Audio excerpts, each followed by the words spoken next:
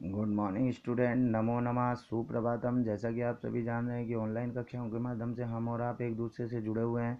साथ ही साथ हमने हमारे अध्ययन अध्यापन कार्यक्रम को सुचारू रूप से बनाए रखने के लिए ऑनलाइन कक्षाओं की सहायता ली है और ऑनलाइन कक्षाओं से ही हम हमारा जो विषय है पर्यावरण शिक्षा उसका हम अध्ययन कर रहे हैं। जो हमारा प्रकरण चल रहा है वह चल रहा है जल प्रदूषण। पूर्व के वीडियो में हमने वायु प्रदूषण के विषय में पढ़ा, उसके कारणों के विषय में देखा, उसके सुरक्षात्मक उपायों के विषय में ज्ञान किया। साथ ही साथ वायु प्रदूषण के नियंत्रण का भी हमने सुझाव देखे। तो उसी प्रकार से आज हम जल प्रदूषण के विषय में पढ़ेंगे, जिसको कि वाटर पॉल्यूशन के नाम से जाना जाता है। जैसा कि आप सभी जानते हैं कि जल ही जीवन है।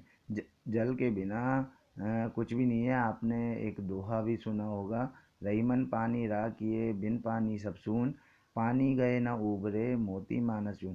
यानी कि जल का होना ही हमारे लिए कल का है। अर्थात यदि हमारे पास जल है तो हमारा कल अच्छा रहेगा। यदि हमारे पास जल नहीं है तो हम क्या है, हर तरीके से समाप्त हो जाएंगे। और जल ही जीवन है, यह एक सर्वमान्य मत है, सर्वविदित है सबको।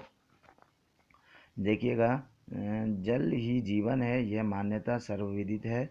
ऋग्वेद में भी कहा गया है, जल में अमृत है, जल में औषधि है, जल में प्रशंसा है, उत्साह प्राप्त करो। तो जल सभी जीव जंतुओं, मनुष्यों एवं पर्यावरण के लिए एक अनिवार्य घटक के रूप में है। आप सभी जानते हैं कि जल के बिना किसी भी कार्य को संपन्न नहीं किया जा सकता। अर्थात जल होना अत्यंत आवश्यक है। चाहे वह मनुष्य हो, चाहे वह जीव जंतु हो, चाहे वह प्राणी जगत में वृक्ष हो, वनस्पति हो, बिना जल के कोई भी जीवित नहीं रह सकता। तो उसी प्रकार से एक जल की विशेषता है। जबकि हम बात करें तो पृथ्वी के 2/3 भाग जलमग्न हैं, लेकिन इसमें 93% भाग लवण युक्त होने के कारण मानव के लिए उपयोगी नहीं है। 2/3 भाग की अगर हम बात करें तो लगभग पृथ्वी के आधे से अधिक भाग में जल ही जल है। और वह जल किस प्रकार का है? वह जल समुद्र का जल होने के कारण वह जल उपयोग करने योग्य नहीं है, अर्थात पीने योग्य नहीं है। तो 93% जल क्या है, लवण से युक्त है, जो कि उपयोगी नहीं है। अब हम देखते हैं कि विभिन्न अध्ययनों से यह पाया गया है कि भारत में 70% से अधिक जल प्रदूषित है और 30% पानी में प्रदूषण का स्तर विषाक्त होने की स्थिति में पहुंच गया है। कृषि में अंधाधुंध रासायनिक दवाओं का प्रयोग तथा कारखानों से निकलने वाला विषैला जल, शहरों का सीवरेज जल, भूमिगत जल प्रदूषण की गंभीर समस्या को जन्म दे रहा है। जैसा कि आप सभी जान रहे हैं, वर्तमान समय में यह अध्ययन में पाया गया है कि भारत में 70% से अधिक जल क्या है, प्रदूषित है। 30% पानी में प्रदूषण का स्तर क्या है, विषाक्त हो गया है, जो कि क्या है, एक तरीके से जहर बन गया है। इनके कारण क्या क्या हैं? जैसे कि अगर हम कृषि कार्यों की बात करें तो कृषि कार्यों में अत्यधिक रासायनिक उर्वरकों का प्रयोग होना, जिससे कि क्या है, भूमिगत जल भी क्या हो गया, अशुद्ध हो गया। और एक तरीके से वह जल जो है वो क्या हो गया, विषैला हो गया। दूसरा, रासायनिक दवाओं का प्रयोग करके कारखानों से निकलने वाला विषैला जल, यानी कि जो कारखाने हैं उनमें भी जो क्या है, विषैला जो जल है वह कहाँ छोड़ दिया जाता है, खुले में छोड़ दिया जाता है। साथ ही साथ शहरों में जो वेस्टेज पानी है, जिसको कि हम सीवरेज के नाम से जानते हैं, वह भी क्या है, एक तरीके से शहर से दूर लाकर गाँव में या नदियों के माध्यम से क्या है, उसको बहाया जा रहा है, जिससे कि जो नदियों का शुद्ध जल है वह भी क्या हो गया, खराब हो गया।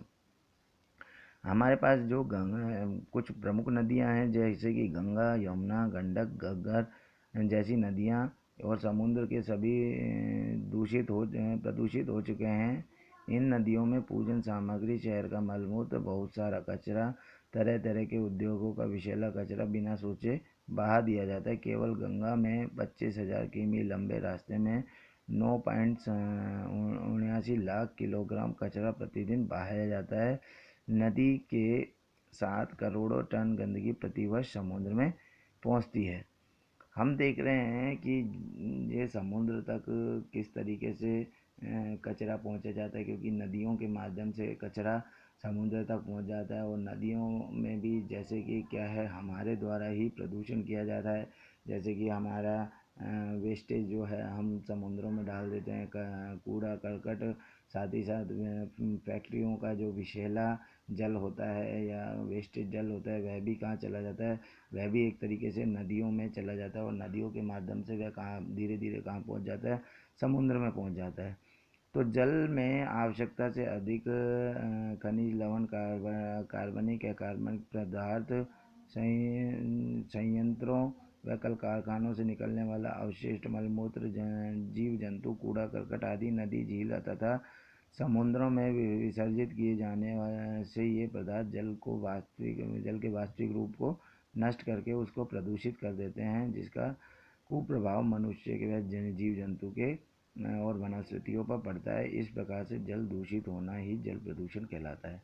तो मुख्य रूप से हमको जो समझने वाली बात है कि हम यह समझना चाहते हैं कि जल प्रदूषण है क्या। तो जल प्रदूषण ये है कि शुद्ध जल में जब कई प्रकार के कार्बनिक, अकार्बनिक तथा रासायनिक या फिर जीव जंतुओं, मृत जीव जंतु, या फिर अगर हम बात करें अवशिष्ट पदार्थ, मलमूत्र या फिर कूड़ा करकट, जब वह पानी शुद्ध जल से में मिल जाते हैं या शुद्ध जल में घुल जाते हैं, डल जाते हैं, तो वह जल क्या हो जाता है, अशुद्ध हो जाता है। और अशुद्ध होने के कारण वह क्या है, पीने योग्य नहीं होता। और उसी को ही क्या कहा जाता है, उसी को ही जल प्रदूषण का नाम दिया जाता है। इस प्रकार से हम देख सकते हैं कि जल प्रदूषण के कारण क्या क्या हैं और जल प्रदूषण होने से नुकसान क्या क्या है, इसके विषय में हम कल चर्चा करेंगे। आज के लिए इतना ही। नमस्कार। नमो नमः।